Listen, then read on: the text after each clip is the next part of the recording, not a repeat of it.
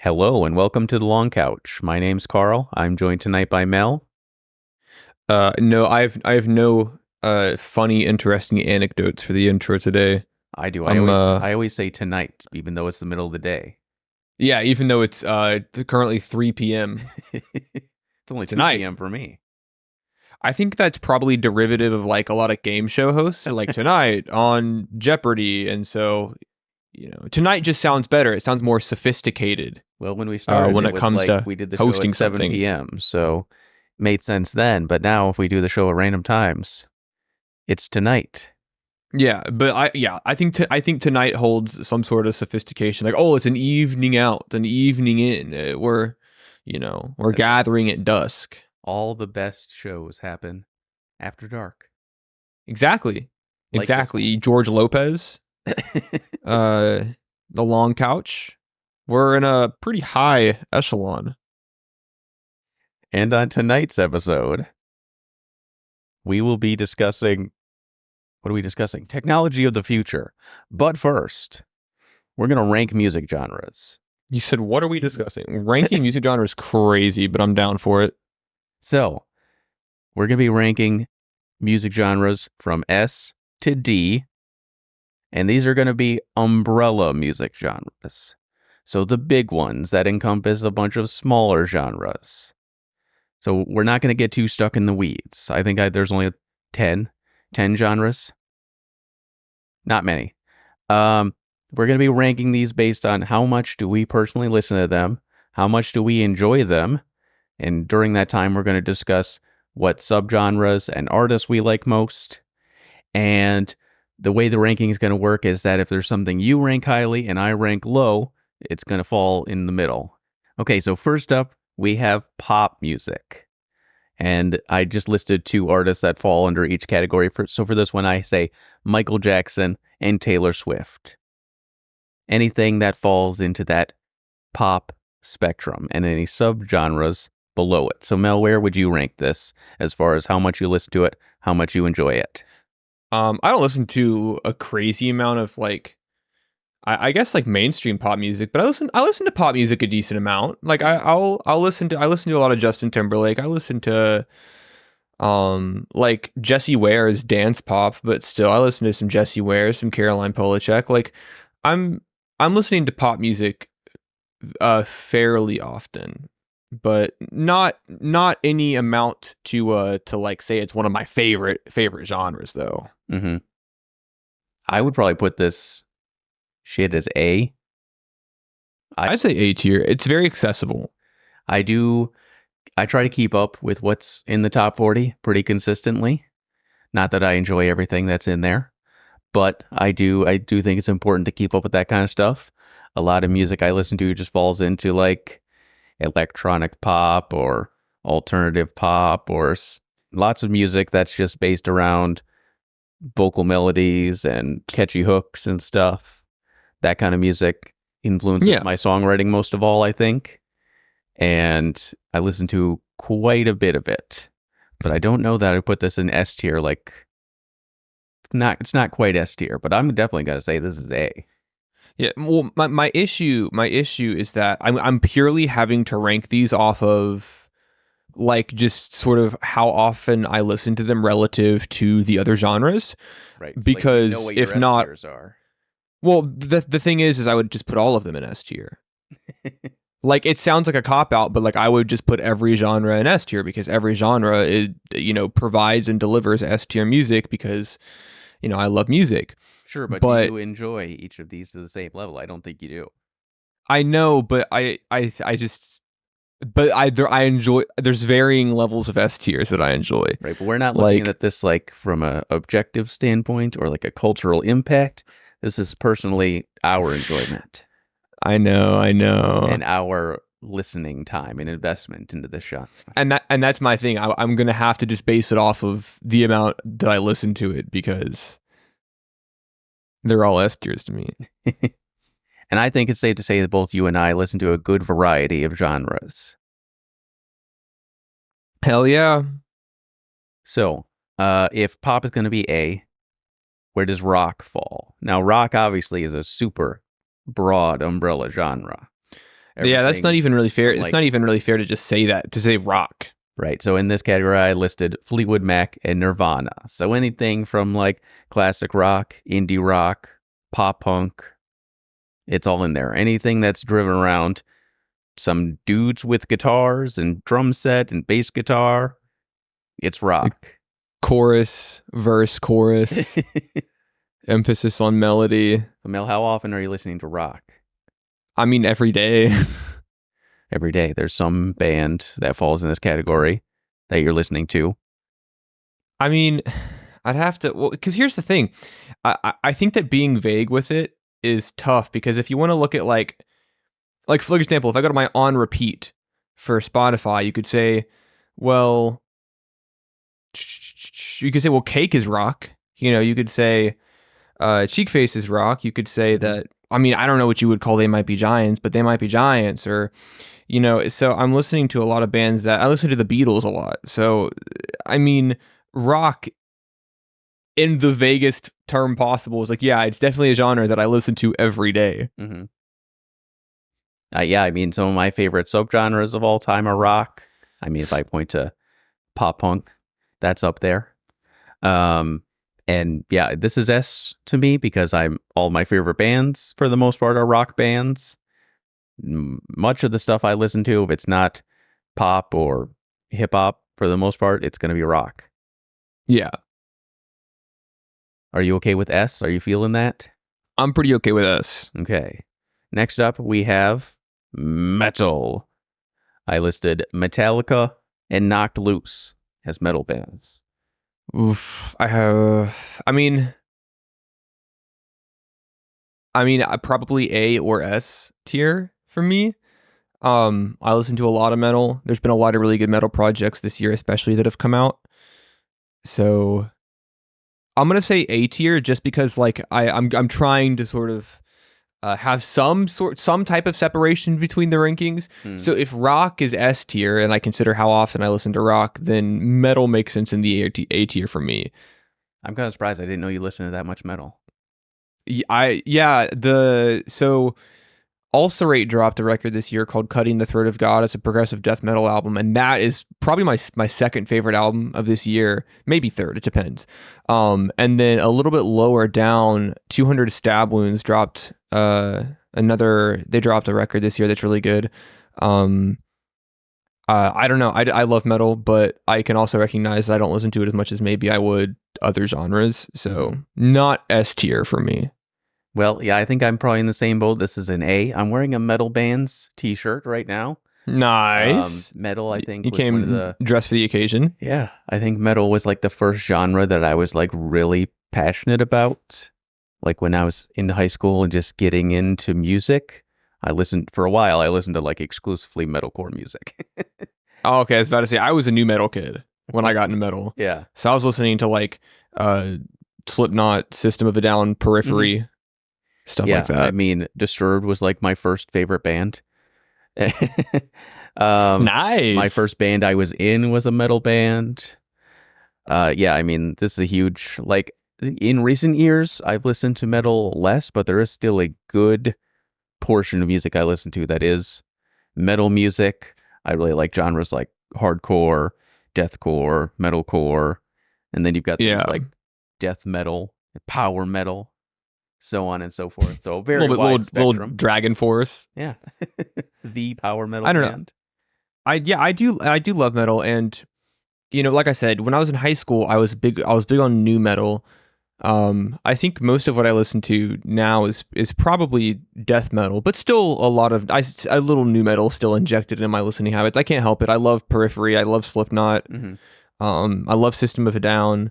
And then I like a couple like grindcore bands as well, like Napalm Death. Right. But grindcore is not. It's like a. I gotta be in the mood. Gotta be in the mood to hit that raw and heavy. My problem is that I've been listening to metal for, I don't know, 15 years or something like that.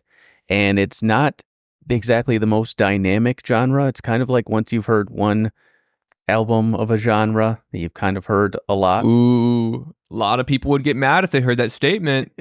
A lot of people would really be upset. I mean, I struggle to find new metal bands, not new metal, but new metal bands that I enjoy because it's kind of been like, okay, like they've been making the same kind of genty Bring Me the Horizon sound for Oh, Bring Me to the 10 Horizon years. is a terrible example. Well, I mean, Terrible when it comes example. to like metalcore music, like they came out with Sempiternal, and I feel like a lot of metal bands have been kind of parroting that sound for That's your ever issue. since. You're only listening to metalcore. That's true. That is like the genre I go to mostly. Listen, get yourself on some Ulcerate. Hmm. That album is it's so dynamic and interesting and heavy and powerful. It's fresh. It's fresh for your ears. Get yourself on some, uh, you know, some death. You know. That's right. I mean, I don't listen to death metal, so Well, I'm saying the band Death well, that makes death metal. sure. But there are lots of subgenres that I just straight up don't listen to. Yeah. Well, that maybe if you stop listening to metalcore and listen to some real metal, Right. then you wouldn't be having that complaint. So true, Mel. All right, we're gonna drop this in A then. Yeah, I'm cool with that. Next up, we have country. I listed Dolly Parton and Morgan Wallen in this category. You listen to a lot See, of country, Mel? I do every day. What artists? What genres of J- country you listen to? Jason Molina. Jason Molina is one of my favorite artists Mhm. ever, and Magnolia Electric Company, Ghost Tropic, all those albums. I listen to at least one of. I listen to at least a Jason Molina album almost every day. So, country is very prevalent in my life. Would you say that you're seeking out new country music to listen to? Yeah, I would say so. However, I do have a great distaste for pop country, like stadium country. I think it's the worst shit of all time. So I would say it's funny because I would say country. I listen to the genre every day, but the amount of artists I listen to in the genre is very small. Sure. So I could almost say that it's a B tier just because I'm listening to a shit ton of country, but from like 2 artists. Right. I would put this as a C tier genre. C for country. Oh, and I'm in the C for country. I'm in the exact opposite camp as you because I only like pop country. Oh, okay. I see. So I'm like, yeah, give me some Post Malone and Morgan Wallen, shit like that. And I've been into making country recently, and I'm not super into it. I don't go out of my way to really listen to it too much. I don't follow a huge broad pool of artists or anything. I do check out like top country playlists and stuff like that, or try to listen to what's on the radio for country music because it's a genre that I enjoy, but I'm not super invested in it, I would say. And I'm a pretty casual listener to it. Listen, man, get yourself on some Jason Molina. Magnolia Electric Company will change your life. It's the greatest country album ever made. Get yourself on some Johnny Cash, some nice outlaw country, Cocaine Blues, well, all that fun stuff. And your world will be open. Stop listening to that Zach Bryan. Stop listening to that Blake Shelton. Stop listening to that. I think I know more. I promise, but I just hate that one Blake Shelton song. His real big one. It annoys me. See, what I'm looking for, since I'm like such a pop music head, I basically just want pop music disguised as country music. That's fair, and I think a lot of people would probably agree with you. Because obviously I like pop music, and I also really like folk instruments and stuff. Like I love banjo, slide guitar, shit like that. You listening to bluegrass? No. Bluegrass is a great genre. I'm missing out. You are. Trampled by Turtles is a great bluegrass band. All right. Would you say bluegrass is a subgenre of country? It's tough because you could probably, if you're wanting to connect it to something, you could probably connect bluegrass to folk just as easily as you could country. Makes sense. And so I think in that case, you probably want to observe the nuances of the band. For example, bluegrass. Well, one, it's a regional thing. Bluegrass is like a very Appalachian genre. But also when you look at the songwriting, when you look at the instrumentation, it probably is, if I had to compare, a lot closer to like folk and contemporary folk rather than like an honest to God country, but it just depends. Okay, next up we have hip hop, and I think I have a pretty good idea where you would rank this. That shit double S, man. Double S tier. I got two genres I want to put in the double S tier, and that's one of them. Right. So I mean, your top hip hop artist would be I would say probably Kendrick, and then I'd put Mos Def up there, and then in turn Black Star with Talib Kweli. Wu Tang is probably my Wu Tang fights with Kendrick for number one. Uh, shit, a lot of East Coast I love. You know, Nas, Tupac, Mobb Deep. Is Public Enemy East Coast? But I like West Coast too, or really everywhere. Southern rap as well. Get into Atlanta with a lot of trap and stuff. I don't know. I just love rap. I love everything that it has to offer. I love the super indulgent, flashy trap sounds. I love the old school, flashy and indulgent bling era sounds with like Big Timers and Lil Wayne. And I like conscious hip hop, if you prefer that term. I prefer boom bap. I like it all. I see a buffet that I can just keep eating at. Would you say that this is your most listened to genre? It probably fights with folk, but yeah. So for me, I only started listening to any sort of hip hop in like 2019. And Okay. basically I only really listen to like underground alternative hip hop or any hip hop that comes into the top 40. That's valid though. Well, you're at both ends of the spectrum. You're like, hey, either like the number one hits or like the real obscure shit. So that being said, also, I have very little interest in just like straight up rap music. I listen to like almost no rap artists. And I know Mel is probably dying over there hearing that. But so for me, this is like a C. See, for me, it's like double S, triple S.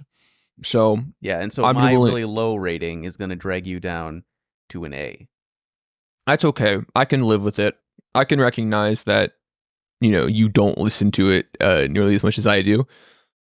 Basically, you should though. I like artists who take elements of hip hop and kind of blend it with pop and emo and other, you know, genres like that. That'd be everybody now. A little hip hop and everything. That's right. Man, I heard an alternative emo track the other day with drill hi-hats. Yeah. That's crazy to me. I thought that was insane. I was like, dude, times are changing. I think it's just because hip hop is probably the most popular genre, I want to say. It is. I remember influence everywhere. I remember when hip hop overtook rock as the most popular genre in the country. Mm-hmm. And it was just a huge paradigm shift because, like, you know, for a long time, hip hop was a little more fringe than other genres, especially when you look at like the 80s with like LL Cool J and Run DMC and like Big Daddy Kane and people like that who, you know, were very big in rap, but rap wasn't exactly pulling mainstream audiences. And now it's, you know, the biggest genre in the country. So it's interesting. But so, yeah, you're right. Because it is, you're going to find influence of hip hop everywhere because that's just what's popular. Mm-hmm. Okay, so that's going to be an A due to me dragging it down. Yes. So next up, we've got electronic music, and I listed Skrillex and Depeche Mode. I'd put electronic in C or B. I just don't listen to it a lot. You know, I like some electronic groups. Like I like Sweet Trip and Daft Punk, but I just don't listen to it enough to confidently say that it's like above a B. This is going to be my first D, bottom of the barrel. Really? I have like zero interest in EDM, dubstep, electronica. Yeah, I mean, and I like vocal music, just to be clear. So if anything, it's just like straight up instrumental electronics. Not interested. If it's like you're missing out with a singer, I would prefer that there be, you know, rock instrumentation there. So there's very few like electronic artists or bands that I really enjoy. I would say maybe things like Owl City and Churches. Yeah, very few that are purely electronic that I'm listening to.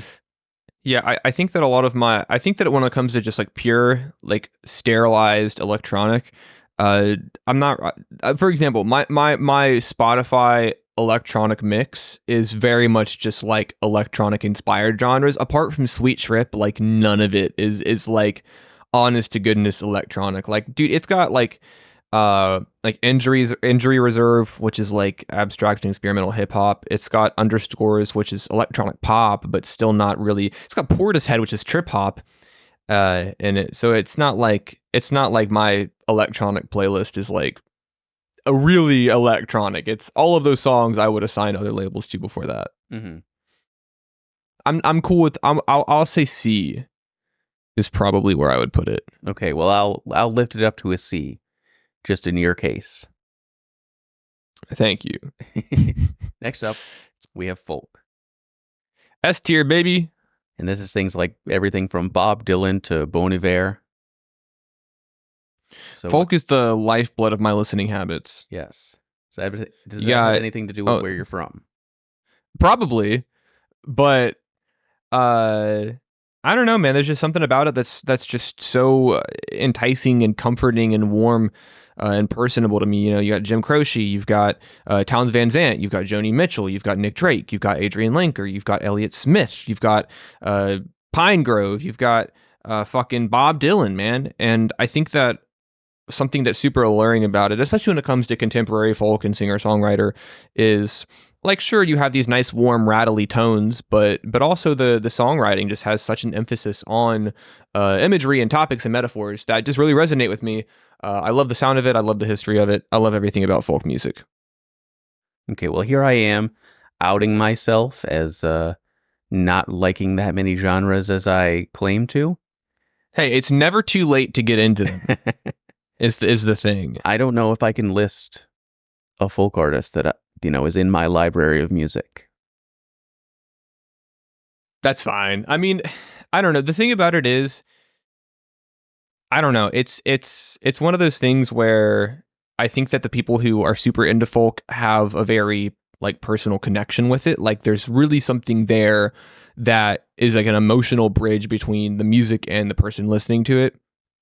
You don't necessarily need that with some other genres. Not to say that other genres aren't as emotionally depthful, but like for example with like pop music, something that is mainstream, something that's accessible to as wide an audience as possible. You kind of can in a way sometimes sanitize the emotional detail of those songs in order for it to be as applicable to as many people as possible. So you listen to like Jim Croce on like, let's say like New York's Not My Home, and there's I think a smaller group of people who are going to hear that and have it immediately and heavily resonate with them. Mm-hmm. Great genre though, I love it. Just not a genre I have really explored. I feel That's like fair. My listening habits have all been covered in like the top couple genres we covered. I mean, I like pop music, I like rock and a lot of its subgenres, I like metal on a lot of its subgenres, and I like a bit of country and hip hop. Beyond that, these next couple genres are not something I listen to. Folk That's being one fair. of them. Where would you rank folk, though? As high as possible, right up there with hip hop S tier. All right, well, I'm going to drag this down to A. Okay, that's fine. Next up, we have I'll accept jazz. And Mel, I believe that you once said that the Persona 3 soundtrack is the best jazz album of all time, or something along those lines. Persona 5. I'm glad you caught that, because I said that in that video, and I was really hoping that somebody would be upset about it. Like somebody would be like, but it's a joke. But no, I love jazz. I listen to a decent amount of jazz, but really I think where my listening habits lie is probably like jazz fusion. Mm-hmm. But when it comes to jazz artists, Coltrane is, unmatched. Charles Mingus is fucking incredible as well. And so I think that jazz, Ryo Fukui has one of my favorite jazz albums. But for me, I think with jazz, it comes down to like that is kind of like supplementary to my environment. I'll play jazz like on like my record player on vinyl. I have like a Lionel Hampton record, like Hank Mobley, like people like that, where I can listen to it and it's supplementary to my environment. It's, background music. Mm-hmm. And it's funny because I don't listen to a whole lot of jazz, like say in the car, but when I'm at home and I need like idle ambient music, that's almost exclusively what I'm going to, along with like instrumental hip hop like Nujabes. I'm in a similar boat. I actually do listen to jazz, but because I played so much Fallout, I've learned to love jazz from the 40s, 50s. So Yeah. I will go out of my way to listen to other songs in that style and of that time. So I do casually enjoy jazz music in that similar way of just, it's kind of an environmental genre, something you just kind of put on. Yeah, and I think that a lot of people maybe um kind of are a little apprehensive on getting into jazz because or even sharing their jazz tastes, because I think jazz by itself as a genre is really the only genre where there is an assumed sort of pretension to the appreciation and understanding of the nuances of the genre. For example, like jazz, where it can be such a complex and nuanced genre, it's people are like, oh, like I can't get into it because it's too much. Like, where do I even start? Or I'm nervous about sharing. For example, saying that like your favorite jazz fusion artist is Masayoshi Takanaka, or saying that like Scenery by Ryo Fukui is your favorite jazz record. I think a lot of people are hesitant to say stuff like that because it makes them feel as if they're uneducated on the genre. You know, is it okay that my favorite jazz record is The Black Saint and Sinner Lady by Charles Mingus because that's also Write Your Music's number one jazz record? But to all of those people, I say, fuck it. It's a great genre. You don't need to start wherever you want. Mm-hmm. I think people are very nervous to get into jazz. It has that prestige to it, that allure. Fuck it, man. Just listen to it anyways. Who cares? There's no reason you can't just scrape off the top. Exactly. Take Whatever's what you really want and popular leave of the that rest. genre. Yeah, you don't have to do a deep dive. And it is really difficult to get into a new genre. Because, I mean, Yeah, I sure. experienced that with country music. Like, where do I start if I wanted to get into more country? Like, you find playlists that just feature maybe what's popular or a certain subgenre of that style. So I can't imagine trying to get into jazz. And especially not to appear like, oh, I know things about jazz now. I'm a jazz fan now. And I just started listening to jazz 6 months ago. That can be Yeah. difficult. Yeah. And so, like, for example, if you're like, oh, my favorite jazz record is like Blue World by Coltrane, that's great. It's a great record, man. The classics are classics for a reason. Mm-hmm. Enjoy what you want and don't listen to what you don't. It's as simple as that. And you can apply that to really any genre. Listen to what you like and don't listen to what you don't like. That's for sure. Now, where would you rank jazz? In terms of how often I listen to it, probably a B or C. It's a genre that I love and respect, but it's not something that I'm listening to every day. All right. Based on my taste as well, we're going to drop this in C. Okay, that's fine. Second to last, penultimate genre here, we have R&B. I Yeah. listed Frank Ocean and Aretha Franklin. R&B is going to be a solid, actually, I mean, maybe an S tier for me. Now that I think about it, and I think about the music that I listen to, when I think about like Sade, or I think about D'Angelo or Erykah Badu, maybe A tier, I do love a lot of R&B. So I listen to R&B when it crosses over into top 40. So I mean, Fair enough. I like stuff like SZA and The Weeknd, stuff like that. Whenever, Great artist too, though. right? Whenever R&B songs appear in mainstream pop or have crossover there, that's mostly when I'm listening to R&B, or when it has in it. Because it's funny, there's a weird time, a great time, when post-hardcore music was very influenced by R&B. Yeah. So that was cool. Yeah. But yeah, I don't have like a deep dive catalog of R&B music that I'm listening to, and I don't really go out of my way to listen to it. But when it catches my eye by appearing in mainstream pop music, I do enjoy it. Yeah, I mean, I don't know. The like when I think about like Love Deluxe by Sade, Or I think about, especially like Mama's Gun by Erykah Badu, which, you could argue that those albums are like neo soul, or you could, whatever. I mean, I call them neo soul, but that's not a genre you have listed here, so I'm gonna call them R&B. It's like, when I think about that, it's kind of a similar thing with Jason Molino, where it's like, well, I don't listen to a whole lot of R&B artists, but I am listening to Erykah Badu pretty much every single day. Mm-hmm. So that's a lot of energy given to like a very small facet of the genre. I'd probably say A or B. Okay, well, due to my lower ranking, we're going to drag it down to B. Okay, that's fine. And last, we have classical music. Are you a classical music enjoyer? No, not really. I mean, there's a couple like compositions that I like that I think are fine. Bach's cello suite in G minor. I think it's cello suite in G minor.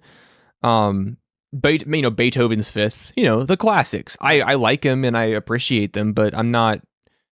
I don't remember the last time I even hit play on one of those things. Mm-hmm. I would only listen to classical music if I happen to turn on NPR in the car, and it's something nice. Yeah, I mean, it's classical.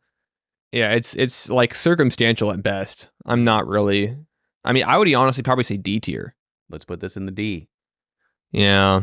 So I think we forgot to rank some of these, and I wasn't keeping track. It was more about the discussion. So that is our ranking of music genres. Now, hell yeah, I have exposed myself as a very narrow-minded, as opposed to metal. Because, like I say, I listen to like a lot of genres, but a lot of those genres I listen to are really under certain umbrellas. Yeah. And there are huge umbrella genres that I really have not dove into yet. Mm-hmm. So, well, I mean, I don't know. When it comes to these very vague genre labels, it's, like you said, like they're umbrella terms, it's just kind of a way to group up a lot of different music. Because, I mean, music just is different. I mean, there's trends and there's motifs that carry over between artists and movements, a lot of the time, especially today, genres are, these subgenres that pop up are responses to other genres. Mm-hmm. Like there's a reason that there's a whole prefix of post that we put in front of other, post punk, post grunge, post rock. It's, right. There's so those labels will never really do that specific actual like work of music justice. Mm-hmm. And as somebody who's mostly into pop, rock, and metal, it can be kind of difficult to get into hip hop and folk and jazz. Just because there's not a lot of crossover in some cases. And, I would have to actually go out of my way to kind of dive into a new genre. I'd have to have a friend or somebody who was into this and makes good recommendations. If only you knew somebody that listened to a lot of music. Right. Maybe eventually we'll have a new music-specific podcast where you just recommend things to me. Yeah, I'll do that on my channel. I'll start a podcast where it's just an hour of me just telling you what you should listen to. And when you kind of like start to respond, I just cut you off and I'm like, no. And then I continue to just list things. All right, let's get into our main feature. We're going to put our speculating hats on. Oh, I love making assumptions. We're going to talk about technology of the future. We're going to be looking at... Hell yeah, brother. We're going to be looking at some existing technologies of today and just speculating on 5 years from now, 10 years, 50 years from now. Where is this technology going to be? What's it going to look like? So I can't wait. Let's dive in. The first one is social media. So social media exists right now as basically always connected. We have a little computer in our pockets where we're always on social media, and everything we do could be publicized there. Always on those damn phones, yeah. Now, back in my day, I'm going to say 2006 or something. When did the iPhone come out? I think around 2006, between 2006, 7, or 8, maybe. Sure, maybe just before that time. Social media was a place that you would go to. The internet was a place in a corner of your house, and you would go to your computer, you would sit down, and you would do your MySpace, and you would go on social media and do the internet, and then you would walk away. and then you would not be online anymore until you came back. Yeah, you wouldn't even think about it. And it's hard to imagine going from that to where we are now, where, I mean, there's rarely a time where I am not in some way connected to the internet or some kind of social platform. But Listen, man, we're always locked in. now, where are we going to be in another 5-10 years with social media? What's it going to look like? Mel, do you have any You want to speculations hear? on this? I do have a speculation on this. I have nothing to support my claim. That's fine. But I think that social media is headed towards a great reset. Okay. Because I think that when you notice, so I mean, obviously, like we all know that social media is designed to be as addictive as possible, keep you on it as long as possible. That's old news. We all know that shit. However, when you look at how social media has affected the behaviors of people, because people would say, "Oh, the internet's not real life." No, that's not true. It is, because those are real people on there. So the internet grants dissonance, disconnection, and anonymity to maybe behave in more inflammatory ways. But we've been doing that on the internet so long and building up communities that kind of operate under that philosophy for so long that it's starting to bleed into people's behaviors outside of the internet, because we're on the internet so much that it's just become that's our daily lives. And so I think that when you look at the heightened number of spam bots, you look at the heightened number of scams, of racism, of general bigotry, and how it's kind of snowballing into this massive with AI stuff. Facebook is littered with fake AI posts that have been fucking bred in a lab just to confuse your grandmother. And so we're getting so much misinformation, we're getting so much just straight up fake shit, and we're getting so much hatred that's piling and piling and piling and piling, and eventually it's going to tip over, and I think it's going to become like unusable. Like, I think we're approaching an unusable state for pretty much any social media platform apart from Tumblr. They're doing pretty good over there. Do you think And the so amount of bots is going to just outnumber the amount of real people on there? I think it already It's just does. going to be bots talking to each other on social media. It's not going to be for humans anymore. Bots are already talking to each other on social media. A bot will make a fake post, and bots will respond. I see it happen on Twitter all the time. So I think that, and Facebook too, a bot will post something and a bunch of bots will just like compliment them. It's like weird. It's like uncanny. It's like uncanny valley shit, man. It's like if a mannequin said hi to you. So I think what's going to happen is these websites are going to become more and more essentially unusable, right?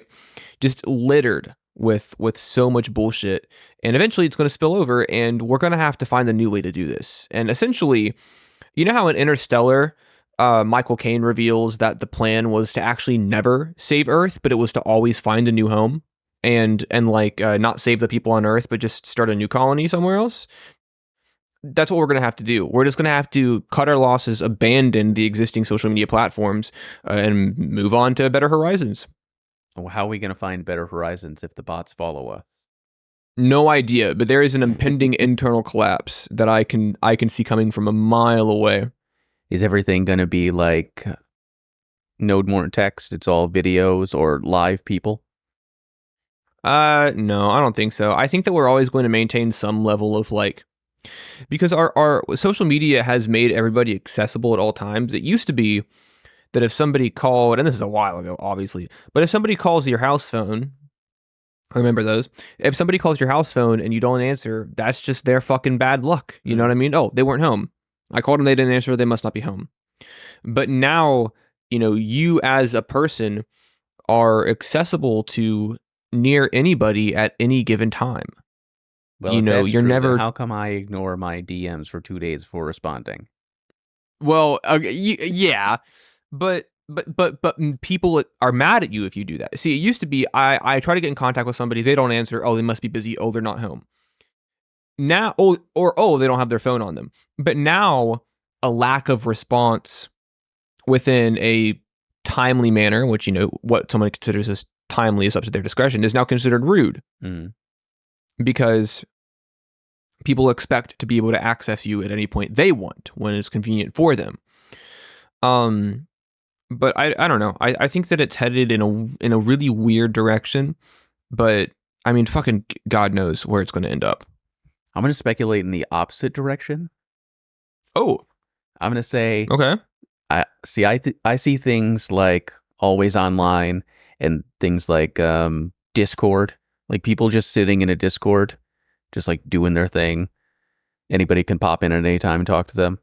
I see Yeah. that progressing to the point where we are literally always online, and we can have like a 24/7 live feed of our vision to share with anybody. So at any time you can pop in and see what the person's doing. You can talk to them without any kind of acceptance or anything. Like you just pop in and it's like suddenly you're talking to this person.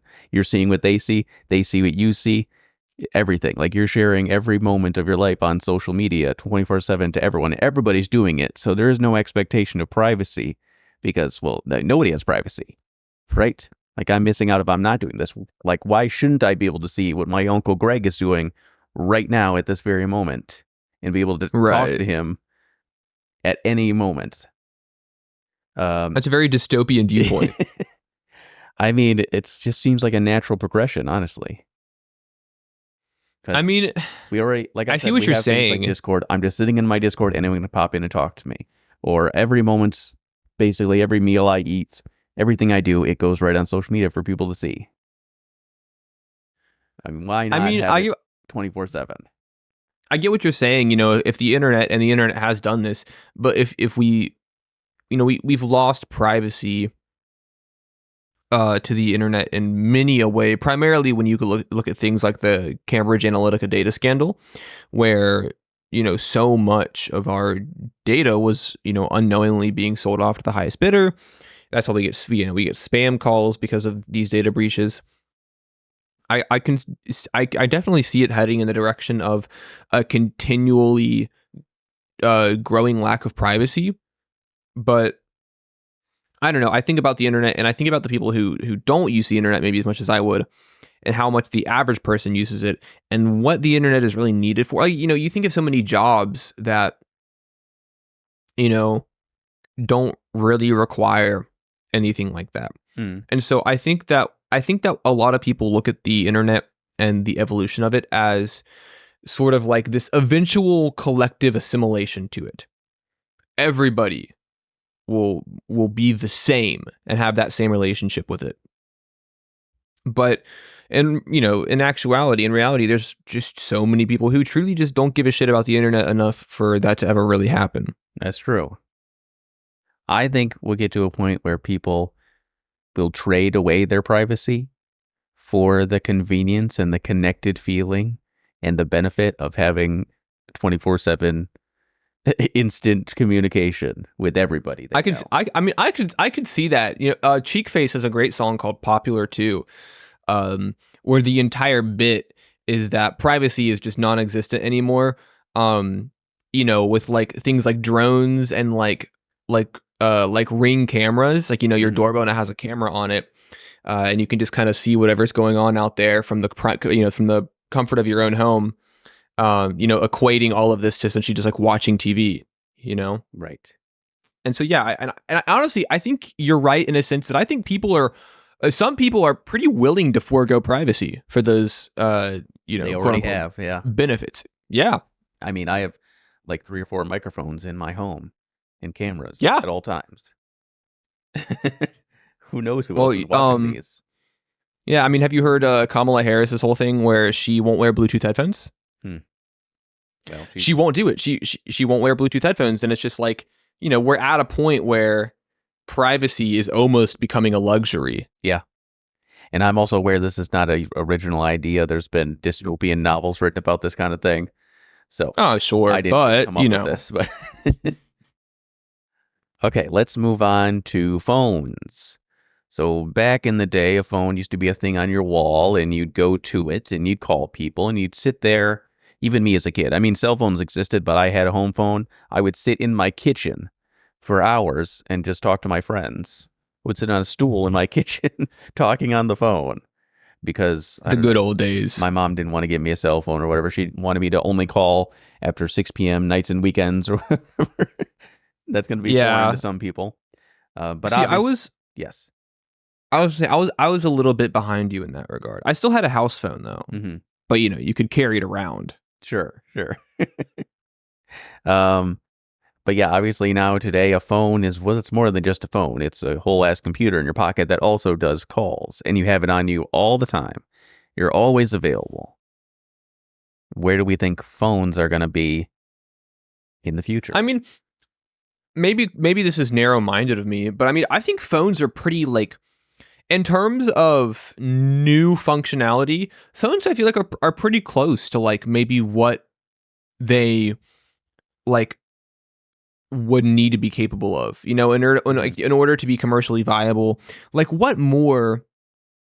Because like obviously the new generations of phones are continually improving upon pre-existing things, and then they're adding like small features that just haven't been thought of in the 17 years since the Right. first iPhone released. They're waterproof, But they're foldable, they have better screens. yeah, and at the end of the day, we're just doing things that are just kind of upgrades to pre-existing features. Mm-hmm. I mean, I don't know how much further the smartphone can really go. Do you think we're just going to Because forego phones entirely and get an implant? I think that is desirable to a lot of people to have like maybe like a chip or something that for example, a lot of like futuristic settings will have like contact lenses, Right. that are like little itsy bitsy computers that you can see shit, or brain chips where you can think of things and you can see them because of, how it's connected to your neurons and shit and your synapses. I think that I don't think that it's necessarily impossible to do those things, but will that be the norm? I think is the question. Eventually. For example, think about like virtual reality. We have a segment on gaming if you want to save that for that segment. Okay, well I'll wait, but I'll tease it essentially with virtual reality. Even in its growing popularity, still kind of a fringe enjoyment. So yeah, that's not a common household thing. You could argue that game consoles are pretty common for the household. VR is not. And so I kind of probably view implants and chips and stuff like that the same way, as in it probably will exist in the future, but I mean, fuck, that doesn't mean people can afford it. You know what I mean? Right.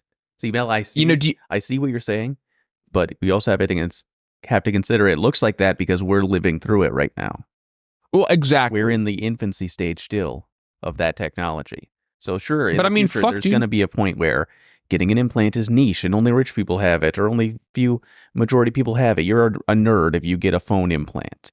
But eventually, over time, it gets more affordable and more accessible to people, and then everybody has it. Yeah, but I don't know. Does that have the power? Does that kind of like when does that jump happen in terms of being a social norm? Right. Because I would argue that like probably upper 80-90% of people would probably say that they're uncomfortable with the idea of putting any sort of implant in their brain. But there was a time where people were like, I'm not getting a smartphone. I don't need this new iPhone. I have a phone at home and that's fine. And now I don't know. Everybody has a smartphone. I guess it just depends on how willing companies are to invest in that idea. Like, I remember there was a post where somebody asked if the space station in the book The Martian was, or in the movie as well, like was is that actually scientifically accurate? And a lot of people were like, honestly, yeah, like we could build that. It would just cost trillions of dollars and decades of work. Right. And so I kind of view a lot of these futuristic, cyberpunk, dystopian advancements in the same light, as in, sure, if once we establish it's possible, is it even like viable to make them? Is it, mass produce them? And I guess the answer is I have no fucking clue. Right. We have to consider, like, at what point do we move away from having a phone in your pocket to some kind of new form factor? Like, instead of having a physical device, we have a little thing in our ear and we have a holographic floating screen in front of us. Does it go into our glasses? Are we all walking around with VR goggles all the time? At what point is the chip just installed at birth? Right. And it's funny because there was a while where they were trying to make everything smaller. Like, oh, now you can carry your home phone in your pocket. We're making it smaller and more compact. Yeah. And smaller was better. But now it's like, I mean, look at my phone. I have like the Galaxy S24 or something like that, the big one. And this fucking thing is huge because at Yeah, this I've point, got it's like the you do everything on your phone. So now it's not like how small can we make it? It's like how big can we get it? Now we have foldable phones that are like they can be compact when you need them to be, but when you need to break them out, you unfold that bad boy and it's a tablet. yeah, I got the iPhone 15 like Pro Max or whatever. Right, it's huge. It's pretty big. Some of these things hardly fit in your pocket, or they're like a giant Yeah. a pocket accessory. They are You need a massive. separate bag to carry around your phone. So I don't know. Are we going to want to? At what point do we move on to a new form factor? Are we going to get even bigger? Are we going to get more integrated? It's hard to say. Maybe people are I think happy it's- with their phones and they don't want something more convenient or integrated. I think it's on the way. But in terms of it ever being a social norm, I think that's probably pretty far off. Because I mean, and you know, obviously he's like the worst person to be doing this shit. But like, you know, Elon's got like the Neuralink. Neuralink is his. Is Neuralink his satellite shit, or is that the brain implant? I believe it's the brain implant. Well, yeah. I mean, he's got his neural. You know, that thing that killed all those monkeys. Right, we're on the Yeah, very early stages of Yeah, your it's gonna brain be a and minute. interfaces. There's like one guy that was paralyzed that has the Neuralink, and he seems to be doing fine. He can play like fucking RuneScape with his brain chip, which is cool. But if you were like, hey, I know you've been paralyzed for, you know, a long amount of time, maybe your whole life, but hey, we have a brain chip that killed 12 monkeys. Want to put it inside of you? I'd be hesitant to say yes to that. Sure.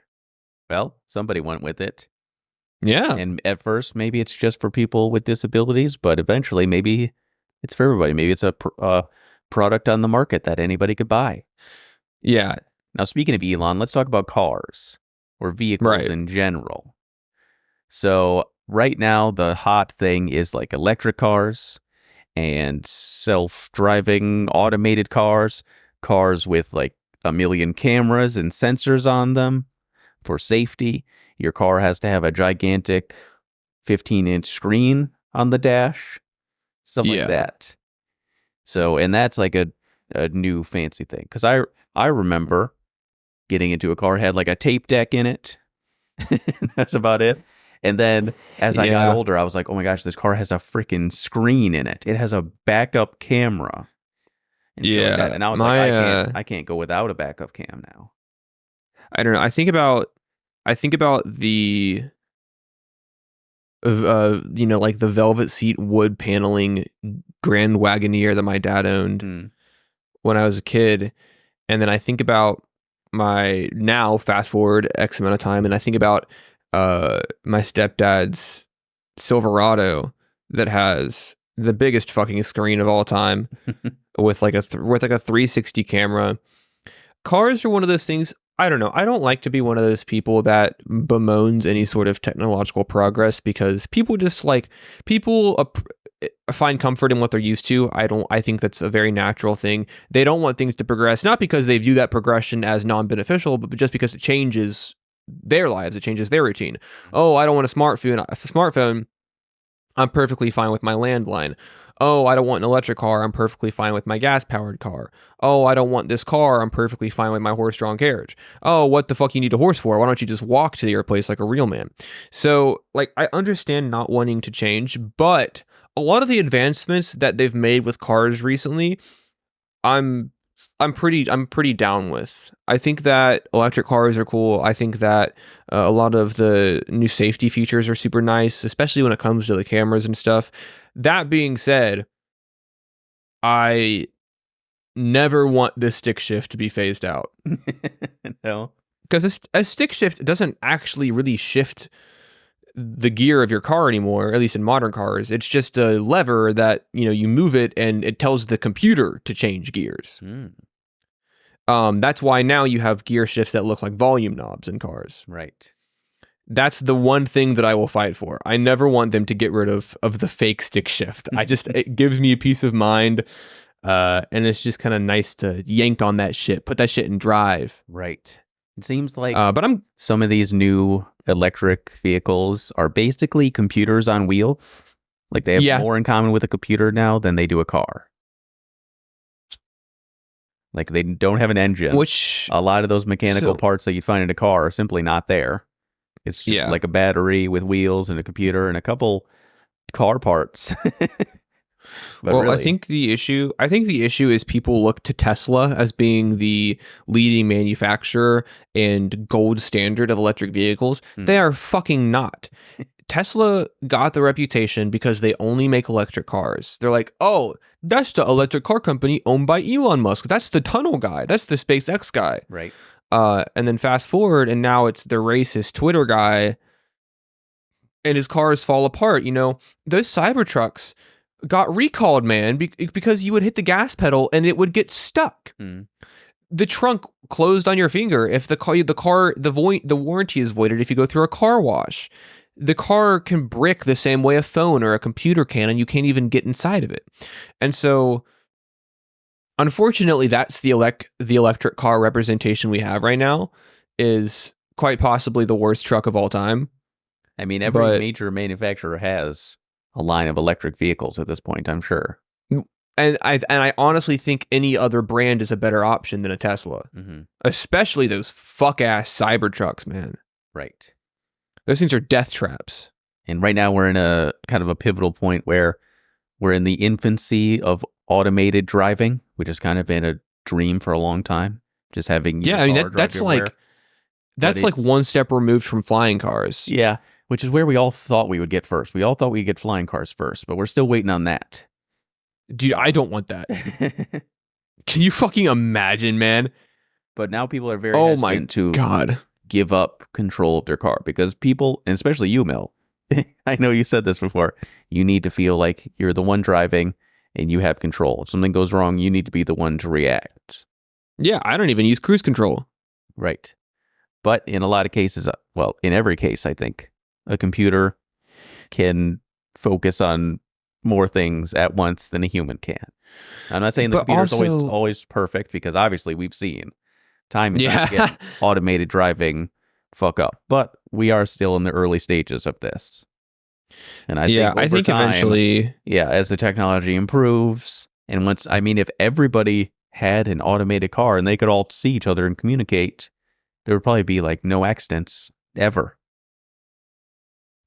it would be less. But also, I think that investing in this sort of thing also is a solution to the wrong problem, or it's a wrong solution to the right problem that needs to be addressed. Because honestly, I think when you look at, because what are cars an answer to? Cars are a response, an answer to modernized infrastructure, right? And I know that I'm going to sound like a fucking Twitter communist when I say this, but we don't have a reliable high-speed rail system in the US. Right. And I think that getting as many people out of their cars and into trains is a huge benefit to the infrastructure of this country. And it's a huge, because, electric cars are the answer to, we got to drive all the time. But now you don't have to do it. But maybe we should be thinking about why we have to drive all the time in the first place. And with a lot of rural areas, that problem is simply just never going to be fixed. You can't, you need cars in like a rural area. I mean, where I live, I have to, I can't walk anywhere where I live. So, obviously that only fixes some of the problem. But I think that electric cars and self-driving cars are super cool. But I think that there's maybe other ways to circumvent those issues that those do solve. I don't know. Fuck do I know? I don't got a degree in anything. Forget about trains, Mel. Let's go to tubes.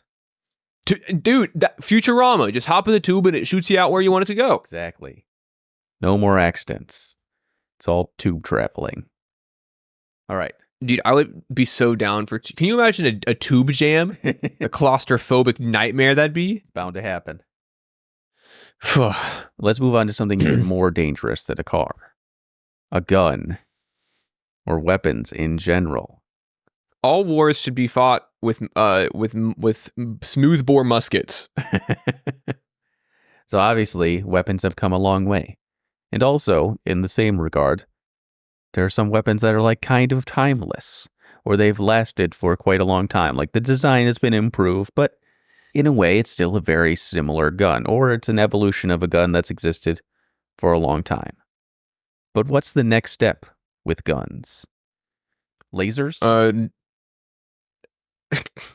Just handheld railguns, man. That's what I want. Railgun. No, I see guns staying the same, but we'll just probably use shit like drones more often. Mm-hmm. I mean, because I think in war, the ideal technological advancement is as few boots on the ground as possible. Right? You know, you think about World War One, and you think about all of the 18-year-olds that, you know, the world's oligarchs sent out to die brutally in trench warfare. You know, it was horrific. And then you think about World War II, you think about the Vietnam, you know, you think about all these wars, and what does anybody ever say about a war? What metric are wars measured by? They're measured by casualties. How many people, or fatalities, how many people died in this war? Oh, this war is the most deaths of all time. Hey, this war had the least deaths of all time. And so I think that the militaries of this world probably want to prioritize having as few boots on the ground as possible, and as few soldiers of that army put in harm's way. And so honestly, I think guns aren't even really prioritized nearly as much as like drone strikes would be, or just some sort of detachment of human bodies from the front lines. So in the future, we're going to move away from guns entirely because weapons technology will be so advanced that we don't need to put humans in harm's way anymore.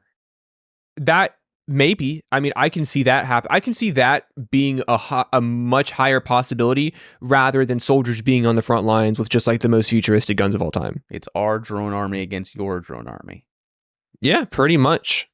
And I imagine that people who want personal protection for themselves, instead of having a gun on them, they will have their own personal defense drone that will follow them around at all times. Just something automated, something that they don't have to do. Right. You know, if somebody starts to fuck with you, somebody invades your home, you push the button or you say a keyword and the drone goes into attack mode. You don't even have to be in the same room. You don't have to be the one to pull the trigger. Yeah, dude, listen, a lot of comfort is provided to me and my family when, without even having to get out of my bed in the master bedroom, I can hear a burglar get a very precise shot hit right in his spine, paralyzing him for the rest of his life. You know, I hear his now paralyzed body crumple to the floor, and I feel safe. Yeah. I feel no blood in your hands either.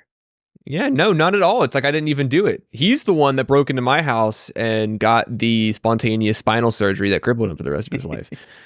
Castle laws, baby. That's all on him. I had the signs and everything. It says, this house is defended by a personal defense drone. Yeah. Still, they yeah, exactly. It's really, I had that tiny little sticker on my back door window that said, hey, if you enter this house, you're gonna get your shit fucked, man. And it's a good thing that you bought the new year model, because the burglar had last year's model, so yours won. Yeah, no, yeah. His fought valiantly, but died by my sword.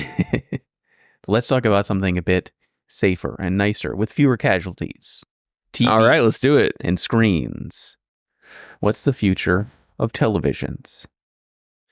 Dude, so you know how the US doesn't like monopolies?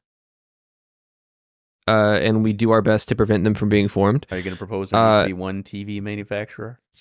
I don't care anymore. Just give me my government mandated TV that has every movie and show ever made on it. I don't care anymore. Like I'm so tired of like having streaming subscriptions come out of my bank account just at various times throughout the month. Just pay taxes.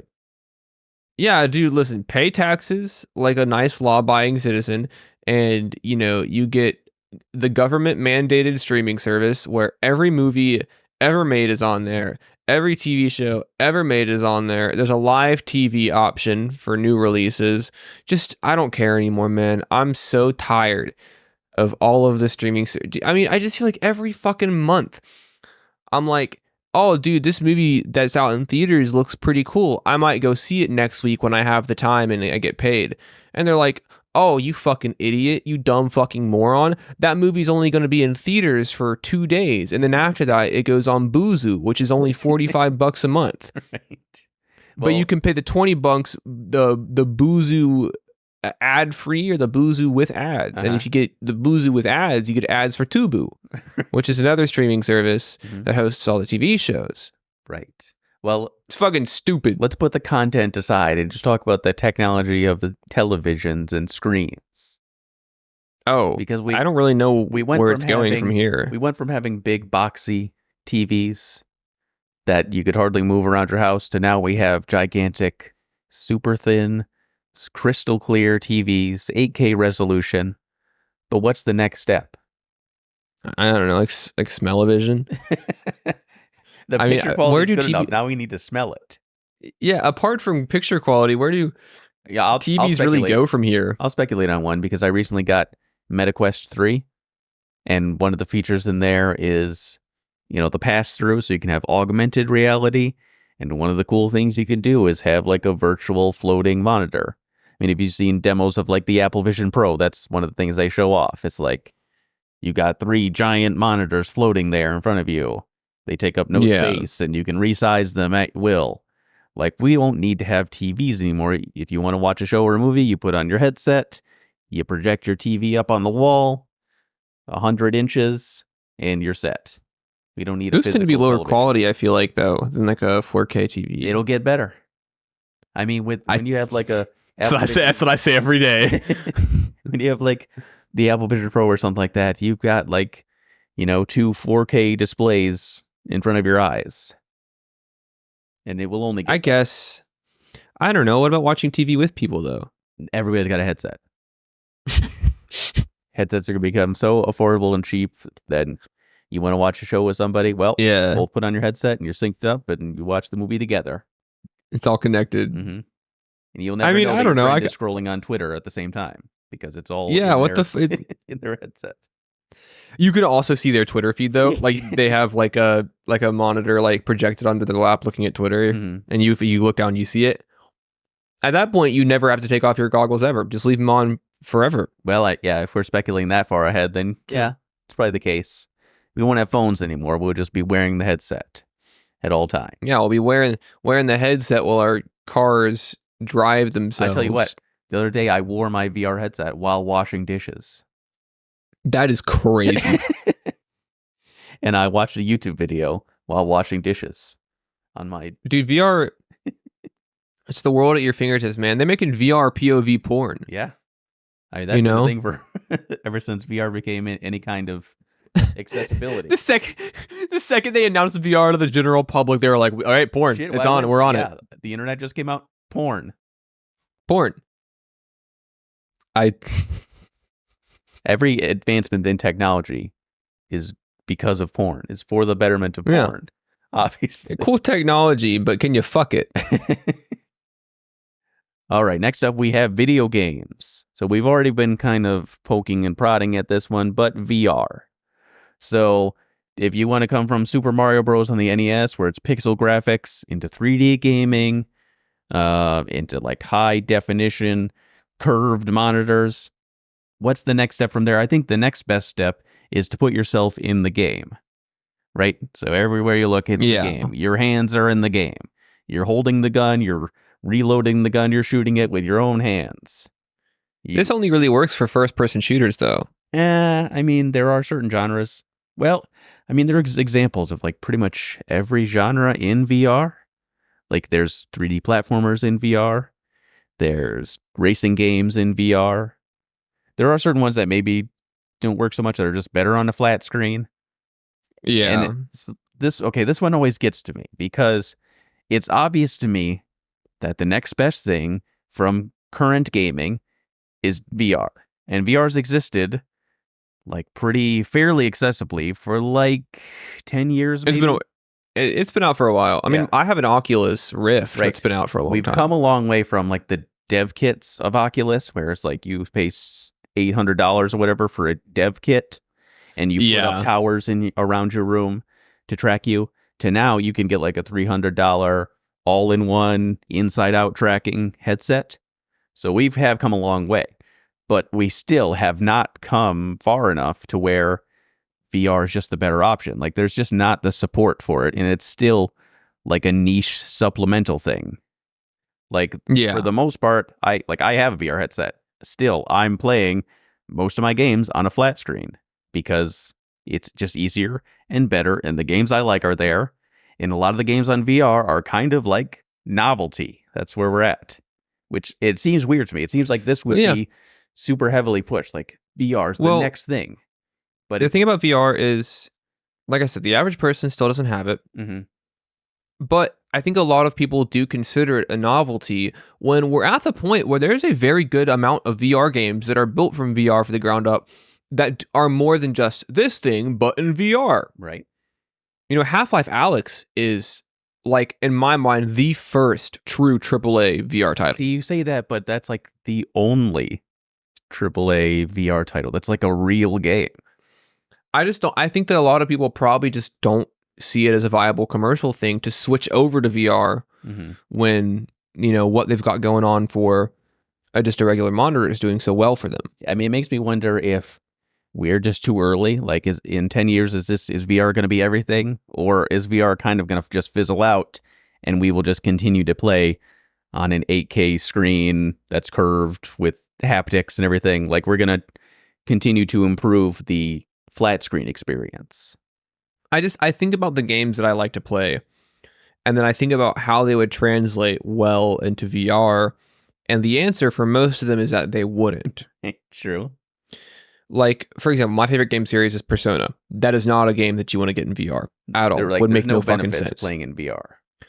Zero. There's none. My favorite shooter is Counter-Strike. There's no benefit to playing Counter-Strike. Oh, that's not true. 100%. Are you? Have you ever played the Pavlov? mechanic? I have played Pavlov, right? But that's Pavlov. The entire appeal of Counter-Strike is how technical and precise of a game it is. The mechanics have been fine-tuned for decades. Actually aiming the gun and turning your head and reloading the gun. I think it's two different experiences. I don't think Pavlov replaces Counter-Strike. Counter-Strike, the appeal is how technical and precise the game is. Right. But if we're looking at, like, what's the next progression? How do we make Counter-Strike better or more immersive? You put it in That's VR the thing. and you're doing it yourself. Is it better or is it just different? That's true. Because listen, I love Pavlov. Pavlov is great. I love how real the guns feel in my hands. But it's not a replacement. It's not better than Counter-Strike. It is a different, more immersive experience. Right. So I don't think VR is ever going to be a replacement. But I do think that over time, it'll provide more options and be more accessible. Right. All right. Lastly, we have robots or automation. So right now, I think we don't see humanoid robots around working at McDonald's or sweeping the floors or what have you. No. But I think that could be possibly where we're heading. Now, there are signs of automation already taking over. I mean, you go to a grocery store or something, there's like 2 human checkers and the rest are all self-checkouts. Yeah. But we haven't We're talking like humanoid like robots. We're talking they have human faces. They wear uniforms at work. You can fuck them. Those kind of things. They're up walking around. They're doing low-level menial work. We're not there yet. There's machinery now in factories that's replaced humans. It's all automated now. It doesn't look like a person, but it does the job of people. And now I can't wait for the McDonald's robot workers to unionize. So we're very much on just in very early stages of automation, and we're not anywhere close to, at least not in the public, because I imagine the military is way ahead of us on this. Probably. And that's the thing about technology. But introduce it to the public, though. Those robots are taking American jobs. And sure, Hard work. robots already are in many ways. Imagine applying on like fucking Indeed or something for like an entry-level job, and you're like, I really need this, and they're like, sorry, the position's already been filled, and some smug ass fucking android is the one crunching those numbers and Right. fucking serving that food instead of you. I mean, if I'd be pissed. the thing is, if corporations can have a robot do your job over you, well, they'll take it any day. Because a robot's Yeah, never because they don't have to pay a robot. All right, a robot's not going to miss work. A robot doesn't make mistakes. A robot doesn't demand more pay. So if they can do it, they will. And that means that, menial jobs are going to be all replaced within, 10, 15, 20 years. And then the creative Ideally, work, if we're going to talk about AI, and I do not want to get too far into AI, but AI is already replacing some elements of creative work. So it's not just like robots and artificial processes that are sweeping your floor, but they're also making art and music. We're gonna be like those people from WALL-E, man. Yeah, the dream was that we have robots so they can do the work for us and we can focus and we can relax all the time. Right, but now it's like, well, they're taking all the work from us and they're also taking all the creativity from us. Yeah. The robotics industry and the technology industry are very privatized.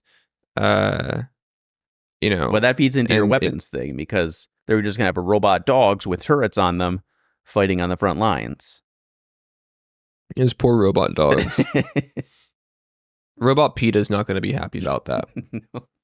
But no, man, the robots should allow us leisure and creativity. But because any sort of like hypothetical robot would be a commercial product of a business, that's not fucking up to us. They'll just use them to fuck us over. They don't owe us anything. Right. Next up, let's take a look at the Borderlands movie that recently came out. Now, neither of us have seen this, and I think we're better off for it. So I've heard. Because this is like a gigantic flop of a movie. One of the lowest rated movies in recent memory, which is, I want to say it's strange because of the cast, because they have such big names in this movie, but I think that's why. So looking at the Rotten Tomato, it's got a 10% tomato score. What is that? The critic score? Wow, that's better than the 0 they had. Yeah, I think at one point they had a 0 and it slowly climbed to like 4, 6, 10% now as of today, and a 50% audience score. Over on IMDb, it's got a 4.4 with, what is that? That's better. 5,000 reviews, 51. I can't read that. But the majority of these reviews are 1-star reviews. As you can see, that bar is quite a bit bigger than the others. But why? Is this just a usual, like, we made a video game adaptation that didn't respect the source material kind of thing? I mean, I think it was kind of fucked from the ground up. Also, I've noticed that this has kind of been this movie has kind of fueled the fire a bit of a revisionist history movement. Everyone's saying, "Oh, the movie sucks, but it's a true adaptation because Borderlands sucks." Like they finally got it right. They adapt. I was gonna. Those people are lying. Those people are lying to themselves. I remember when Borderlands came out, and those games were fucking massively popular.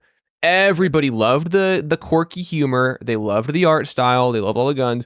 So all of you guys saying that shit out there are fucking lying, or were not there or alive when those games came out. People loved Borderlands 2 specifically. Right. I think Borderlands 1 and 2 were super well loved, just for the gameplay and the world, but the writing as well. Like they were funny games. They were super well received. Yeah, they had like likable characters. They had annoying characters, but they were countered by like good and well-written and funny characters.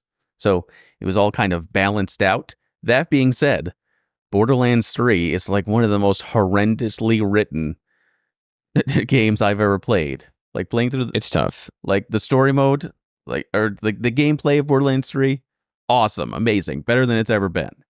But the fucking writing and the characters and the dialogue and the jokes are horrendous. I do think this is probably just a situation of producers and writers not really getting the source material. The casting in this movie is just strange. Right. This is the weirdest part to me. They put a bunch of older actors in to play these characters, but as far as I've seen, they haven't actually used that in any interesting way. Like, just like you could age up the characters and then make it about the fact that they're older now and now they're struggling living in the Borderlands. But no, it just seems like they wanted these actors for their name recognition and not because they would be the best to play them. It's very It was confused. a strange choice. I just think this is one of those movies that was kind of just doomed from the start. I did not see it. I mean, I'm surprised that it was this bad. Me too. But I yeah. never saw it. I never saw it being like a super well received movie.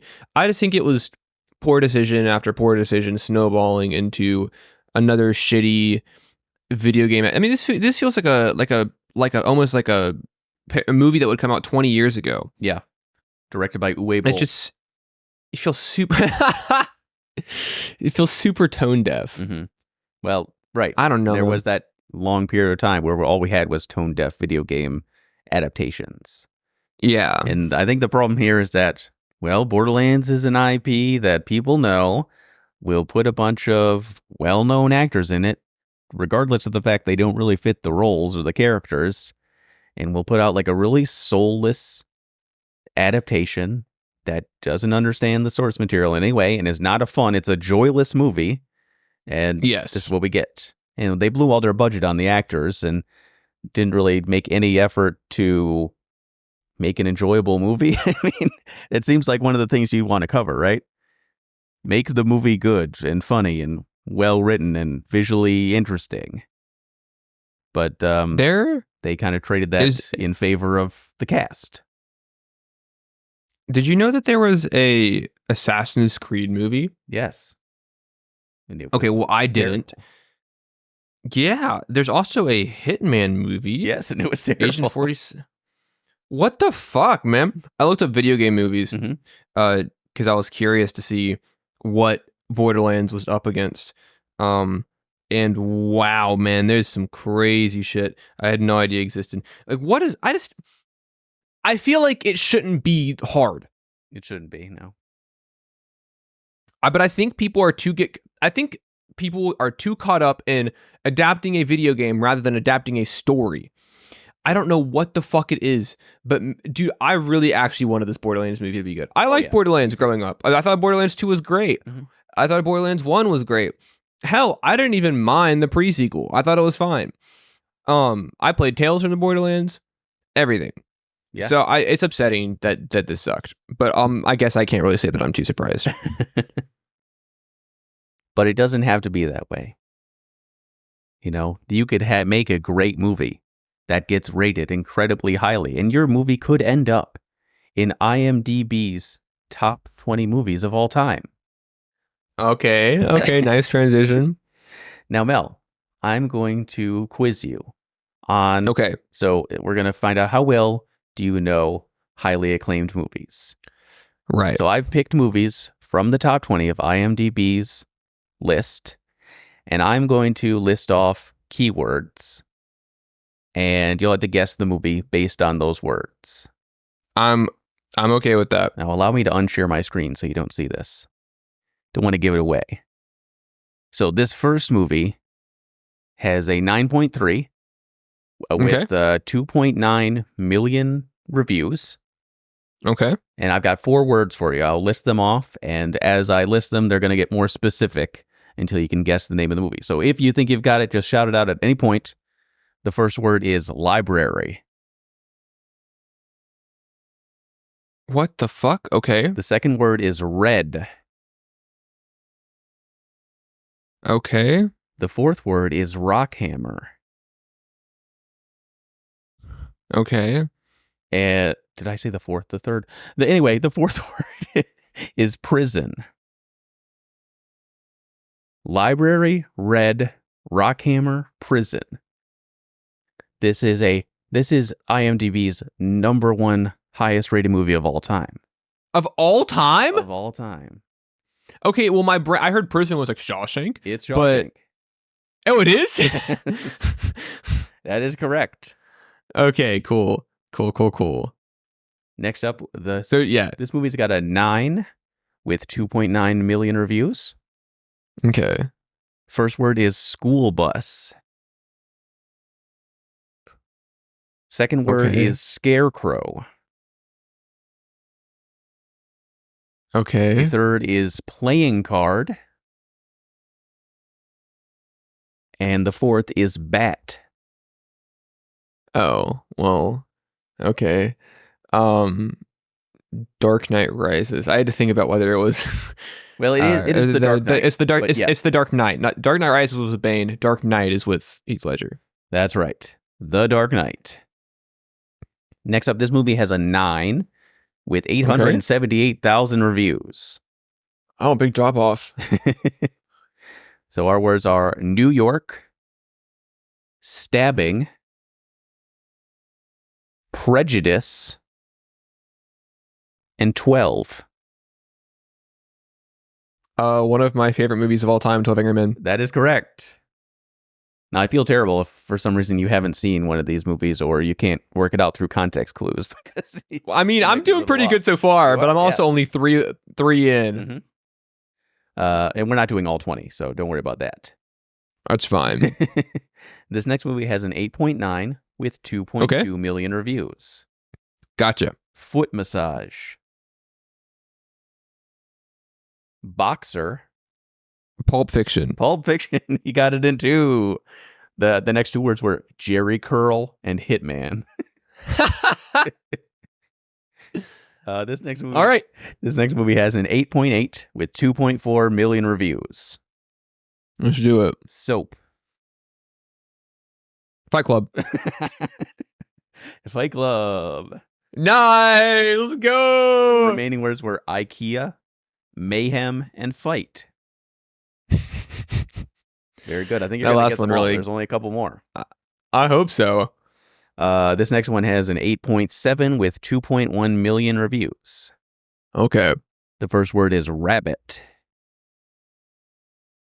The second word is agent.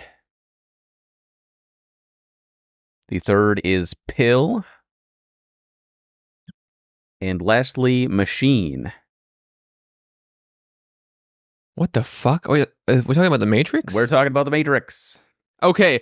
I doubted myself for a second, but I'm still in it. I still got it. To be fair, if you say the wrong movie, I'm not going to count it against you. You just keep guessing until you get it. So don't be afraid to shout I know, but I want to get it right on the first try for my pride. Yeah.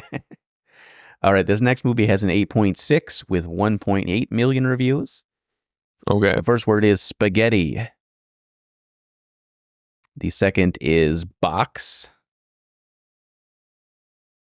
The third is deadly. And sin. Godfather?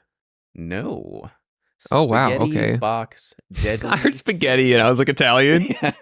That's fair. That's fair. Spaghetti, box, deadly sin. I mean, is it 7? It is 7. Okay, shit. I should have just said 7 first. Fuck. And Broke my streak. on that note, yeah, Mel, you got it perfect. That's a perfect score for you. All right. Mel. Clear. Is it? Because I guessed wrong for that other one. Well, you eventually got it. I never stumped you. That's true. It was my second guess. I had to think about it for a second more. Yeah, you didn't concede. What's in the box? So clearly, you know your great movies. I do know my great movies. I like movies. Not as much as I like music, but I do like movies. I like watching them. I like rewatching them.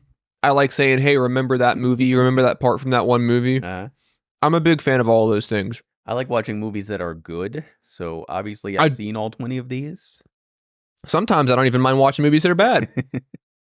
Fair enough. And on that note, this has been The Long Couch. We'll see you in the next episode. Bye. Bye.